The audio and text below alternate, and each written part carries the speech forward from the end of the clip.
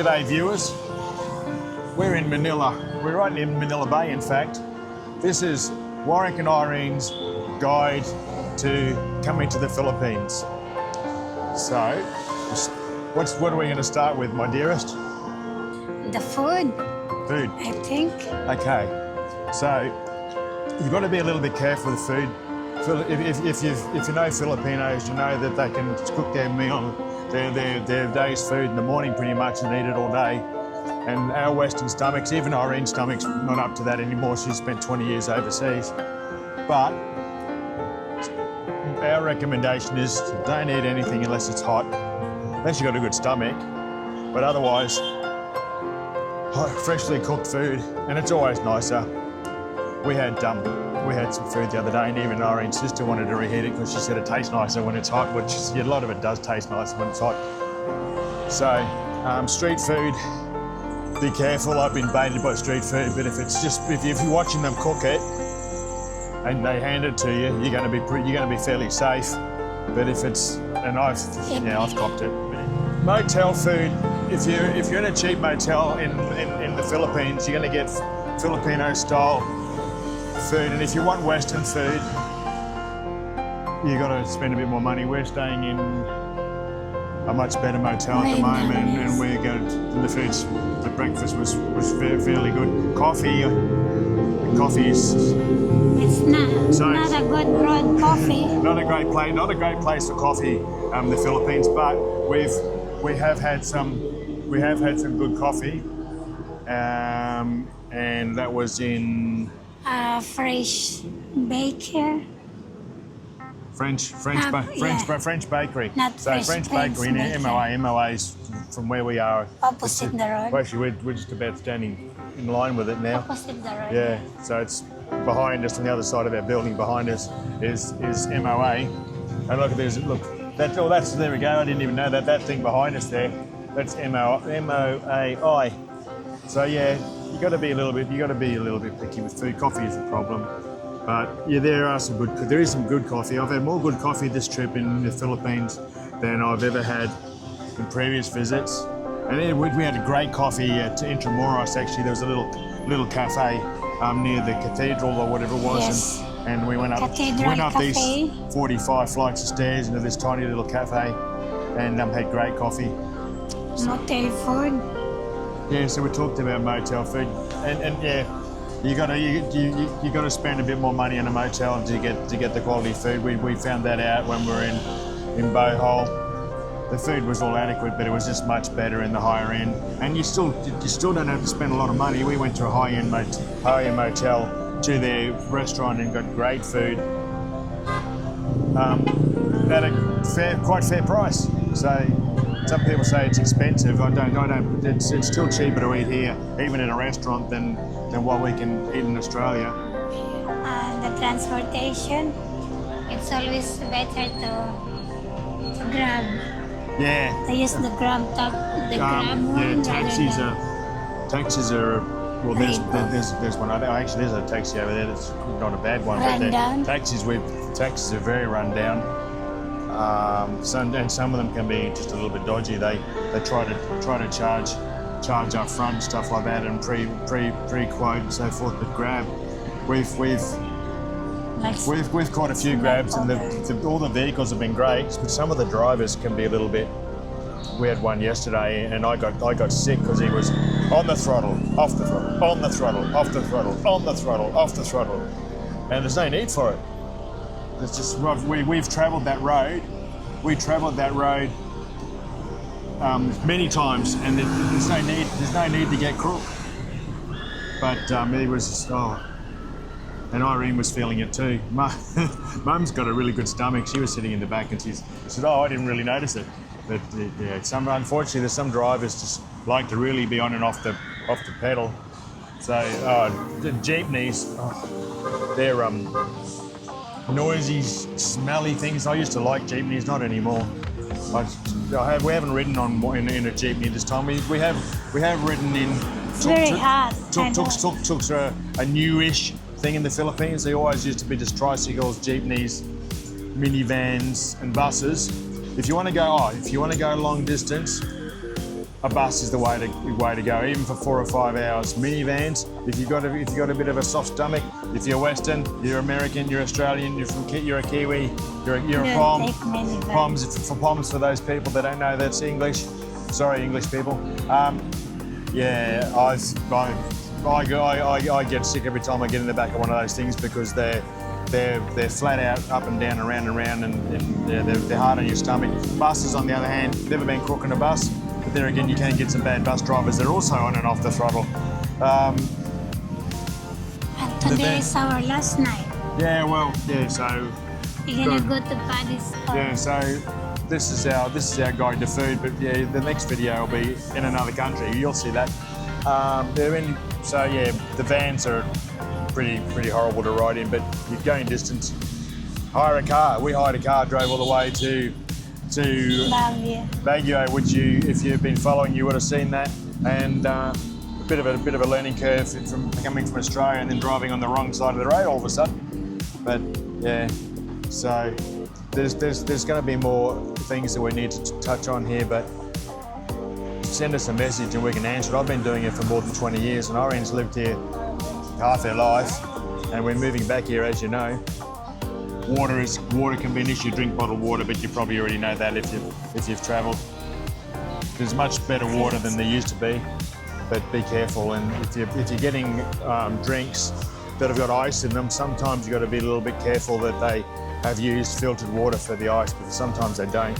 And if you're in a cheaper establishment, you might even ask, hey, did you use filtered water for your ice? If they say no, you're better off to stay away. So, security. Some motels have safes, some don't. I had my wallet in my back pocket the other day. Some kids had a go and tried to grab it. I know they did because I just felt this little touch in my back pocket, and then I thought, oh, and then didn't register the first time. But then when it was the second time, and these kids were in our face begging, but they were obviously trying to steal stuff, and I realised, and I yelled at them, and they ran off. Because as soon as I said, you're trying to steal my wallet, they realised that they were doing the wrong thing. Putting his hand on my wallet. They were doing the wrong thing. So security, got to be vigilant. Don't wear flashy things. Get used to the front desk always checking your room. Something that I've stayed in dozens and dozens of motels in other countries, but lots here, lots in Australia. They never check the room. Here they do. So obviously we never have a problem with that. We keep our room tidy, and we certainly don't take anything that doesn't belong to us. And we always tip the locals, because if we get good service, if we get poor service, well, we tend not to tip, or not much. But if they give really good service, what's our biggest tip we've given them this trip? Have you given a 500 peso tip? I've given 500. But that was to to some. the tour. Our tour guide, who you'll see in some of the video briefly. He was a great guy, and I gave him 500. yeah, so he was only a worker, but that was possibly a day's wages for him. He would have been pretty happy with that. And then the one in the resorts, I gave them 100. So we spoke to the resort manager. She lent us her car. You get some great people. She lent us her 3-year-old Ford Territory luxury model, although unfortunately it's got some issues because it's been maintained in the Philippines. Don't expect maintenance of things to be the same. And I've said it before, the reason I come here is for the people. That's it, the people are great. More on tipping. We generally tip every Filipino that does us a service. We were talking to our hotel manager, and I asked her how much they pay the cook, and this is just the cook, but I don't know how that varies from job to job. But she's saying that the cook gets paid 485 pesos. Yeah, so about 485 pesos So per it's day. like $13 EUD. So yeah, around about $13 a day Australian. I mean, it's all relative, but still, they don't get highly paid. So we're always generous with spread the hard-working ones. I mean, they're all hard-working. So we tip 50, 100, 200, 500 for that's an extreme for us. It's not necessary. That's a day's wages, but more than a day's wages for some people. And they appreciate 50. They appreciate 100. They even appreciate 20, especially service station attendant give him 20 pesos. He thinks it's his day's been made because he's probably getting a lot less than 465. I don't know what he gets paid, but still, and they all work hard. We're Aussie. We don't tip in Australia, but we do here. But an Aussie worker is earning probably $30 Australian per hour.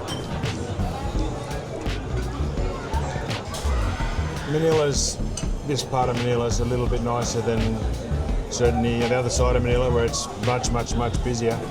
I would never suggest to live in Manila, Cebu, Baguio, because they're just too busy. It takes 2 hours to do 40 kilometres. We did 40 kilometres the other day in the province in probably an hour or less, because the speed limits on the majority of roads are between 40 and 60, and that's it. But the highway, out on the highway outside of Manila, their speed's 100. Here comes our drinks. So we'll enjoy drink. Salamat. That's the end of our guide to coming to the Philippines for the moment. There'll be other little tidbits that will give you along the way. Watch our videos, you'll pick up lots of other things. See you guys. This is not a photo, this is recording. And off you go, start talking. This is our last night in Manila. Please like and subscribe and comment and tell me if I am naughty or not. That goes without saying. All Filipinos are naughty. Bye-bye. Bye.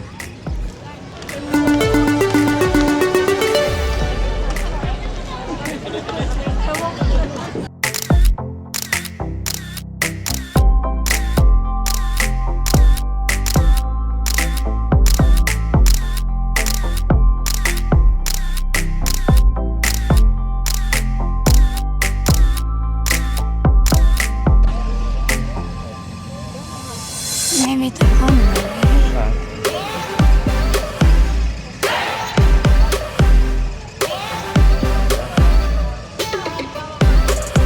That's video. Oh, it's already recording. Oh, your microphone must have already been on. Oh. That's video. Oh, it only does video. All right, well, there you go. Like, subscribe, all those things. We'll see you in the next one. Bye.